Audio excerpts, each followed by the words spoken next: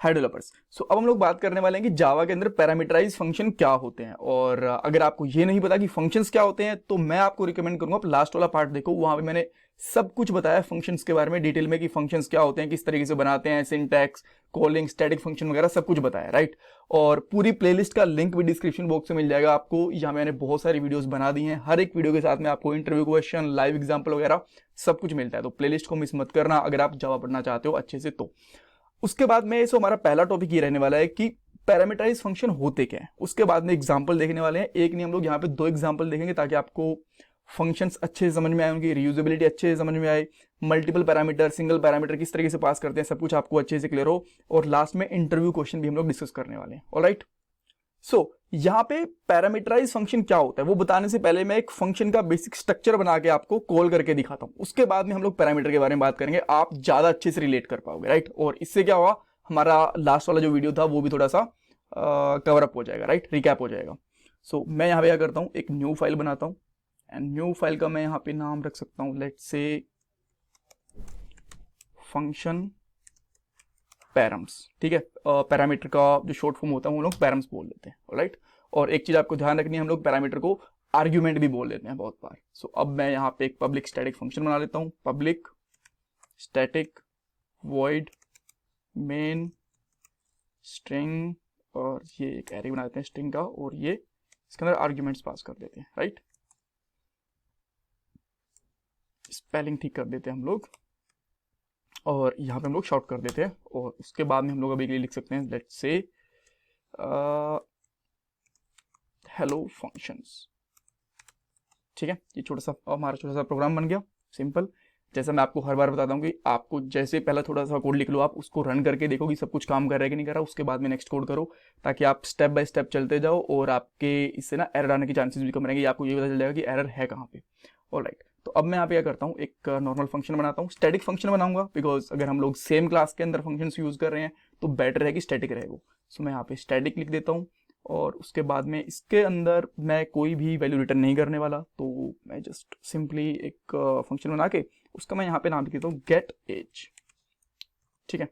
By day कर देता हूँ, ठीक है, या फिर कर देता हूँ इन डेज, ये बेटर रहेगा। और यहाँ पे मैं एक शाउट कर देता हूँ, ठीक है। और अब इस फंक्शन को हम लोग कॉल कर सकते हैं, इसमें कर देता हूँ here you will find user as, ठीक है। और अब मैं क्या करता हूँ, इस फंक्शन को नॉर्मली यहाँ से कॉल कर सकता हूँ, यहाँ पे लिखता हूँ मैं गेट एज, और जैसे ही मैं इसको रन करूंगा ये वाला फंक्शन हमारा कॉल हो जाएगा। तो ये था हमारे एक फंक्शन का बेसिक स्ट्रक्चर। तो अब बात आती है कि पैरामीटराइज का क्या मतलब होता है। पैरामीटराइज का मतलब होता है, मान लो आप यहां से जस्ट एक सिंपल और सिंपल एग्जांपल करने के लिए इंटीजर ले लेता हूँ, यहाँ पे लिख लेता हूँ मैं यूजर 1 एज, और यहाँ पे कर देता हूँ लेट से मैं ईयर्स में लेता हूँ अभी के लिए 20 ईयर, ठीक है। अब इस जो ये फंक्शन है ना, इसके अंदर आप इसकी वैल्यू पास करना चाहते हो वेरिएबल की, बिकॉज ये वेरिएबल तो यहाँ पे है, ठीक है, इसके बाहर तो नहीं है ना। इसके अंदर किस तरीके से एक्सेस कर सकते हैं इस फंक्शन के अंदर हम लोग डायरेक्टली, सीधी सी बात है, इसके इसके साथ किसी ना किसी तरीके से पास करना पड़ेगा। तो हम लोग यहाँ पे पास कर देंगे। अच्छा, जब वेरिएबल होता है ना तो रिकमेंडेशन ये कहती है कि आपको जो फर्स्ट लेटर होता है वो स्मॉल लेना चाहिए, ठीक है। तो इस तरीके से हम लोग यहाँ से पास कर देंगे। अब यहाँ से हमने पास तो कर दिया, अब इसको यहाँ से गेट किस तरीके से करेंगे, तो हम लोग यहाँ पे एक वेरिएबल डिक्लेयर कर देते हैं, पैरामीटराइज वेरिएबल, या फिर आप कह सकते हो पैरामीटर ही बोल सकते हो, आपकी पैरामीटर डिक्लेयर कर देते हैं। और यहाँ पे आप ले सकते हो एज, ठीक है। तो यही होता है हमारा पैरामीटर, कि जब भी हमें एक फंक्शन के अंदर कुछ डाटा पास करना होता है तो उसको हम लोग बोल देते हैं कि ये उसका एक आर्ग्यूमेंट है, ये उसका एक पैरामीटर है, पैराम है। ऑलराइट, अब इसको हम लोग यहाँ पे यूज भी करके देख लेते हैं कि हमें कुछ यहाँ पे जस्ट दिख भी रहा है कि नहीं आ रहा। तो मैं यहाँ पे एज को डायरेक्टली प्रिंट करवा के देखता हूँ, और अब आप यहाँ पे चेक कर पाओगे कि इसकी जो एज है वो प्रॉपरली हमें मिल रही है। यहाँ से हमने 20 पास करा और यहाँ पे 20 दिख भी गई। अब आप बोलोगे यार इसके अंदर तो चलो ठीक है, बट हम लोगों ने यहाँ पे चीज बोली थी कि हम लोग इसको डेज के अंदर कैलकुलेट करेंगे। तो अभी के लिए मैं ज्यादा फंक्शनलिटीज ना लगा के, लीप ईयर वगैरह कैलकुलेट ना करके, डायरेक्ट इसको 365 से मल्टीप्लाई कर देता हूँ। और अब आप देखोगे यहाँ पे इसका जो एज होगी वो डेज के अंदर आ जाएगी नॉर्मली, अगर हम लोग लीप को काउंट ना करें तो, बिकॉज मैं यहाँ पे लॉजिक थोड़ा सिंपल रखना चाहता हूँ। अब आप बोलोगे इसके अंदर यार खास क्या है, ये तो हम लोग डायरेक्टली यहीं कर लेते, मैं यहाँ पे एक प्रिंट कर लेता डायरेक्टली, जैसे कि इसको मैं उठा के डायरेक्टली यहाँ पे प्रिंट कर देता और यहाँ पे जो यूजर की एज थी उसको लिख देता मैं यूजर 1 एज, ठीक है, और इसको हम लोग यहाँ पे कमेंट कर देते, तो तब भी तो सेम ही काम करता, बिल्कुल बिल्कुल सेम काम करता, कोई दिक्कत नहीं थी। लेकिन आप समझो यहाँ पे हमने एक छोटा सा लॉजिक लगाया है, ठीक है, बहुत बड़ा लॉजिक नहीं है बट लॉजिक काफी बड़ा भी तो हो सकता था। अब एक हमने यूजर की वैल्यू इस तरीके से निकाल ली, अब मेरे पास एक और दूसरा यूजर भी है सेम इसी तरीके से, ठीक है, इंट यूजर 2 एज, जिसकी एज है लेट से 15 ईयर, ठीक है, और अब मुझे उसकी वैल्यू भी इसी तरीके से निकालनी है डेज के अंदर, तो मैं यहाँ पे फिर से सेम फंक्शनलिटी करूंगा यहाँ पे, और यहाँ पे लिख दूंगा मैं यूजर 2 और उसकी एज को मल्टीप्लाई कर दूंगा 365 से। तो देखो ये यहाँ पे कोड हमारा रिपीट नहीं हो रहा है, ये तो हम लोग फंक्शन तो यूज कर नहीं रहे, हमने कमेंट कर दिया, तो हमने पहले यहाँ पे उसको मल्टीप्लाई करा, सिस्टम टाइम आउट लगाया, फिर हमने उसको मल्टीप्लाई करा, और तीसरा यूजर है, चौथा यूजर, हर बार हमें इसी तरीके से करना पड़ेगा। तो बेटर तरीका क्या है, इसको बार बार प्रिंट ना करके, राइट, इस फंक्शन को ही कॉल करो डायरेक्टली, ठीक है, इस फंक्शन को मैं डायरेक्टली कॉल कर दिया।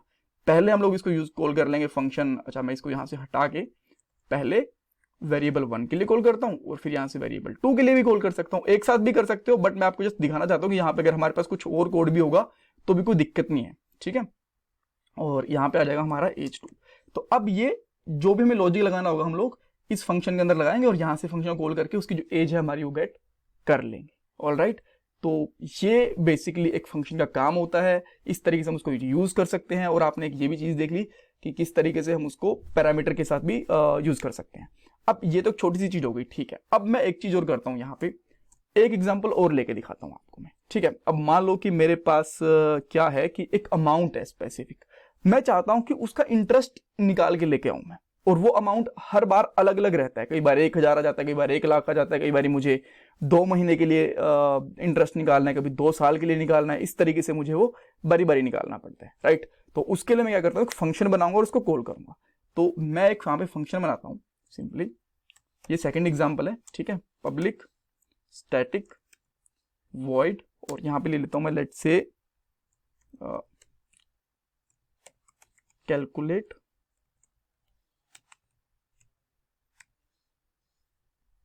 और लास्ट में लगा देता हूं मैं रेट ही लगा देता हूं, ठीक है, ऑलराइट, ये मैंने बना दिया। अब जैसा हमारा यहाँ पे एक पैरामीटर आ रहा था ना, यहाँ पे एक नहीं 3 पैरामीटर आएंगे। पहले के अंदर आएगा अमाउंट, मैं यहाँ पे अमाउंट ले लूंगा इस तरीके से, पैरामीटर कुछ भी हो सकता है, इंटीजर कोई जरूरी नहीं कि इंटीजर ही हो, पैरामीटर स्ट्रिंग, बुलियन, फ्लोट, कुछ भी हो सकता है, ठीक है। मैं यहाँ पे इंटीजर ही ले रहा हूँ, एक मैंने इंटीजर वो ले लिया, उसके बाद में इंट मैंने करके टाइम ले लिया, कितना टाइम के लिए चाहिए, 1 साल के लिए, 1 महीने के लिए, कितने टाइम के लिए चाहिए, राइट।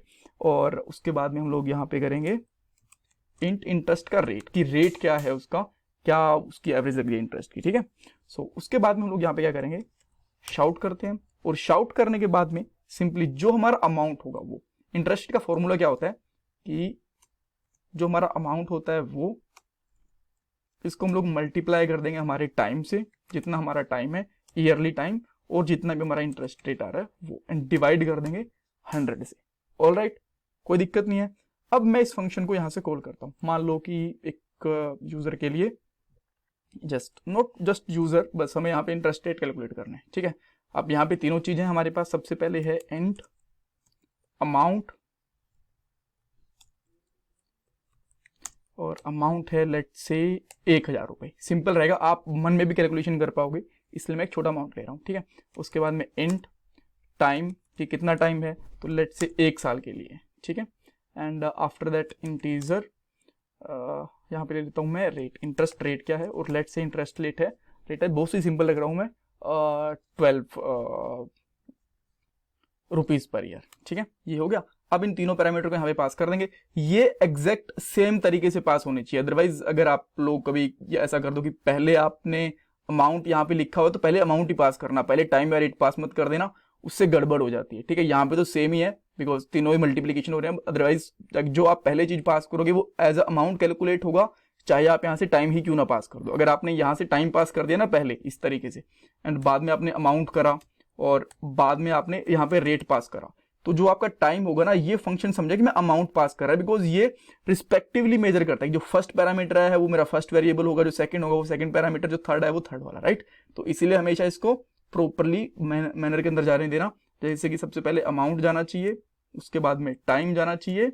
एंड उसके बाद में रेट जाना चाहिए, इंटरेस्ट रेट जाना चाहिए। ऑलराइट, सो अब हम लोग चेक करते हैं। आप चाहो तो सोच भी सकते हो कि इस अमाउंट का कितना रेट बनेगा, और यहाँ पे जस्ट हम इसको चेक करते हैं कि क्या हमारे पास रिजल्ट आ रहा है।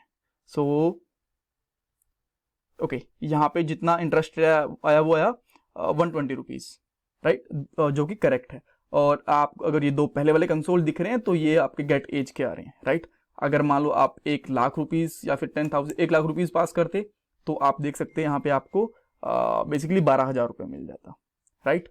एंड आफ्टर दैट इसके बाद में लेट से कि आप 1 साल के लिए नहीं 2 साल के लिए पास करना चाहते हो, 2 साल के लिए चेक करना चाहते हो, तो 24,000 रुपये आपका इंटरेस्ट रेट बन जाता। तो आप इसको भी यहाँ पे चेक कर पाओगे 2 के साथ भी, एंड आपका यहाँ पे 24,000 रुपये आउटपुट आ गया। तो इस तरीके से हम लोग फंक्शंस का यूज़ कर पाएंगे।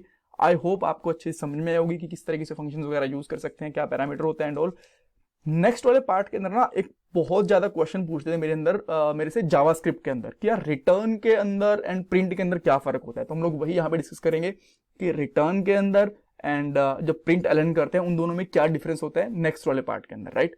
So thank you so much. अगर आपने चैनल को सब्सक्राइब नहीं करा, चैनल को सब्सक्राइब करो, वीडियो को लाइक करो, कमेंट सेक्शन में अपना फीडबैक शेयर करो। Thank you so much.